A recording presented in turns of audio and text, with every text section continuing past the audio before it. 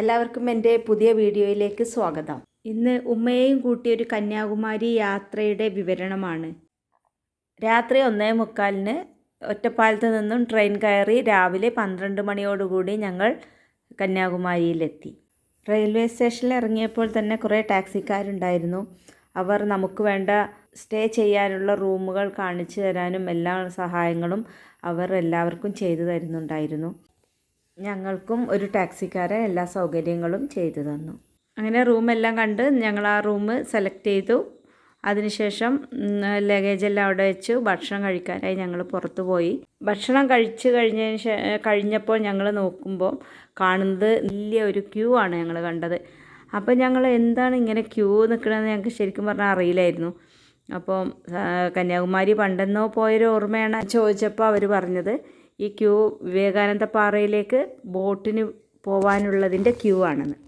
അപ്പം ഞങ്ങൾ വേറെ ഒന്നും ആലോചിച്ചില്ല. അങ്ങനെ ഞങ്ങൾ വേഗം ആ ക്യൂവിൽ നിന്നു.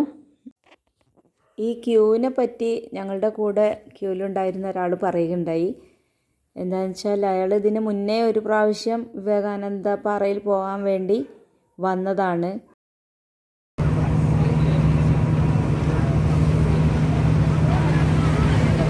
ഒരുപാട് സമയം ക്യൂ നിന്നിട്ട് അവർക്ക് അവസാനം പോകാൻ പറ്റിയില്ല. ആ ടൈം ആയപ്പോഴേക്കിനും അവിടെ അടച്ചു.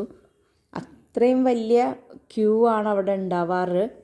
ഇന്നിപ്പോൾ കുറച്ച് കുറവാണ് എന്നുള്ള രീതിയിലാണ് അദ്ദേഹം പറഞ്ഞത്. 2 മണിയൊക്കെ ആയപ്പോഴേക്കും ഞങ്ങൾ വിവേകാനന്ദ പാറയിലെത്തി.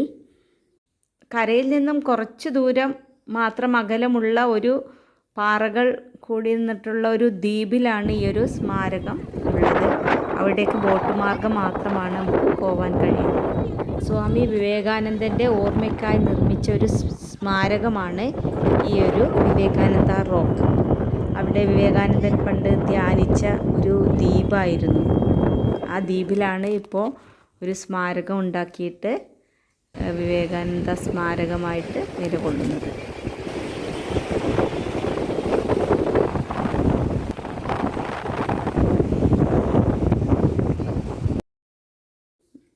അവിടുത്തെ ഒരു കാറ്റും ഒരു എന്താ പറയുക വളരെ പീസ്ഫുള്ളായിട്ട് അവിടെ ഇരിക്കാനുള്ള ഒരു സ്ഥലങ്ങളും വളരെ ഭയങ്കര സന്തോഷമായി. നല്ല വെയിലുണ്ടെങ്കിലും കാറ്റ് കാരണം നമുക്ക് ആ ഒരു വെയിലൊന്നും അനുഭവപ്പെടുന്നുണ്ടായിരുന്നില്ല. പിന്നെ അവിടെ ഒരു മണ്ഡപം ഉണ്ടായിരുന്നു. ആ മണ്ഡപത്തിൽ നമുക്ക് ഇരിക്കാം. അങ്ങനെ കുറേ സമയം അവിടെ ഇരുന്നു. ഈ കന്യാകുമാരിയിൽ 3 സമുദ്രങ്ങൾ കൂടി ചേർന്നുകൊണ്ടുള്ള ത്രിവേണി സംഗമമാണ് ആ ഒരു കടൽ. അതിൽ ബംഗാൾ ഉൾക്കടൽ, ഹിന്ദു മഹാസമുദ്രം, അറബിക്കടൽ, ഈ 3 കടലുകളും ചേർന്നുകൊണ്ടുള്ളൊരു സംഗമ സ്ഥാനമാണ് കന്യാകുമാരി. തമിഴ് തത്വചിന്തകനും കവി കൂടിയായ തിരുവള്ളുവരിൻ്റെ ഒരു വലിയ പ്രതിമ തന്നെ നമുക്കവിടെ കാണാൻ കഴിയുന്നുണ്ട്. കന്യാകുമാരിയുടെ ഒരു പ്രത്യേകത എന്ന് പറഞ്ഞാൽ സൂര്യ ഉദയവും അസ്തമയവും നമുക്ക് ഒരേ സ്ഥലത്ത് നിന്ന് തന്നെ കാണാൻ കഴിയും എന്നുള്ളതാണ്.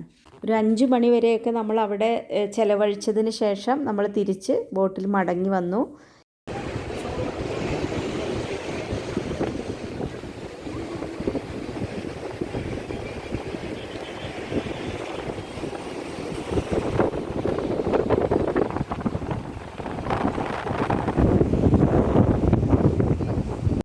അടുത്തതായി ഞങ്ങൾ സൂര്യാസ്തമയം കാണാൻ വേണ്ടിയാണ് പോയത്. അവിടെ ചെന്നപ്പോൾ ഒരുപാട് ആളുകളുണ്ടായിരുന്നു സൂര്യാസ്തമയം കാണാൻ.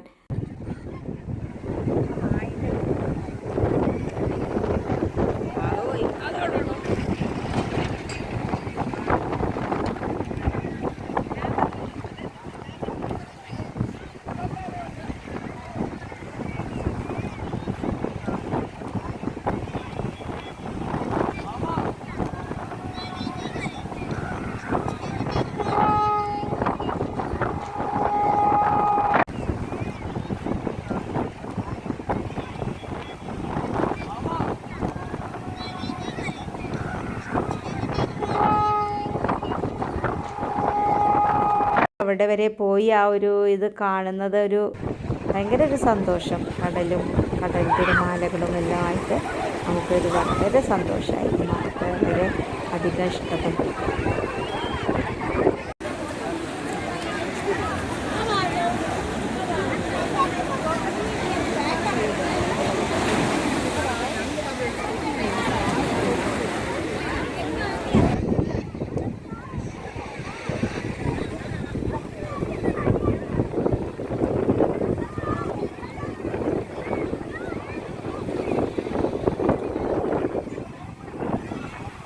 ഒരു 6:30 ആയപ്പോഴില്ല, സൂര്യൻ ഇങ്ങനെ താഴ്ന്നു വരുന്നു കണ്ടു.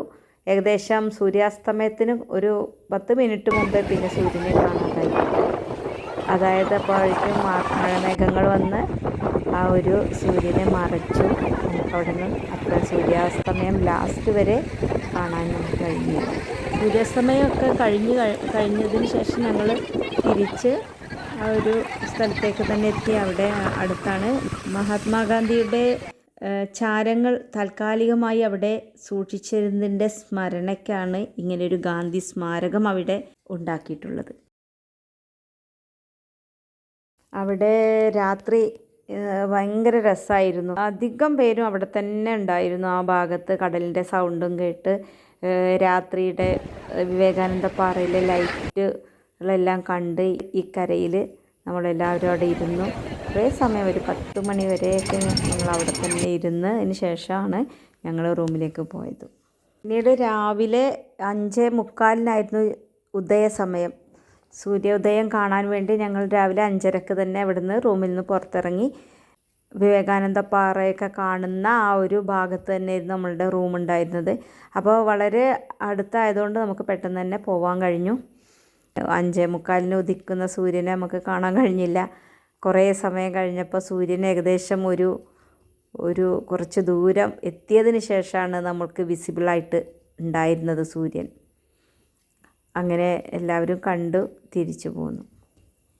അവിടെ വരെ എത്തിയപ്പോൾ ഞങ്ങൾക്കും തോന്നി, ഞങ്ങളുടെ ഇപ്പോൾ വർക്ക് ചെയ്തിരുന്നത് രാംകോ സിമെൻറ്റ് ഫാക്ടറിയിലായിരുന്നു, മധുരയിൽ. അപ്പോൾ മധുര വഴി വന്നാൽ നമുക്ക് അവിടെയും കൂടി ഒന്ന് കണ്ടതിന് ശേഷം തിരിച്ച് വീട്ടിലേക്ക് പോകാമെന്നുള്ളൊരു ആശയം വന്നു. അങ്ങനെ ഞങ്ങൾ അവിടുന്ന് മധുരയിലേക്കുള്ള ട്രെയിൻ കയറി രാംകോ സിമെൻറ്റ് ഫാക്ടറി സ്ഥിതി ചെയ്യുന്ന സ്ഥലത്ത് ഞങ്ങൾ ഇറങ്ങി. അവിടെ കുറേ ഫ്രണ്ട്സ് എല്ലാം ഉണ്ട്. ഞങ്ങൾക്ക് ശേഷം ഞാൻ അവിടെ എത്തിയപ്പോൾ അവിടെ പഴയ സംഭവങ്ങളെല്ലാം മാറി ഇപ്പോൾ പുതിയ സംഭവങ്ങളെല്ലാം വന്നു, ഫ്ലാറ്റുകളെല്ലാം വന്നു. എല്ലാത്തിലും ഒരുപാട് മാറ്റങ്ങൾ കണ്ടു. ഒരു ദിവസം അവിടെ ചിലവഴിച്ച് ഞങ്ങൾ തിരിച്ചു പോന്നു. ഇനി ഉമ്മയെയും കൂട്ടി അടുത്തൊരു ട്രിപ്പ് പോകണമെന്നുണ്ട്. അത് എങ്ങോട്ടാന്നുള്ളൊരു തീരുമാനമായിട്ടില്ല. അപ്പോൾ ഉമ്മയും കൂട്ടി പോവാൻ പറ്റുന്ന ഒരു സ്ഥലം അറിയാവുന്നവർ ഒന്ന് കമൻറ്റ് ചെയ്യണേ. അപ്പോൾ അടുത്ത ട്രിപ്പ് അങ്ങോട്ടാക്കാം. ഇനി അടുത്തൊരു വീഡിയോയുമായി വരുന്നവരെ ബായ്. വീഡിയോ നിങ്ങൾക്ക് ഇഷ്ടപ്പെട്ടാൽ ലൈക്ക് ചെയ്യുക, ഷെയർ ചെയ്യുക, സബ്സ്ക്രൈബ് ചെയ്യണേ.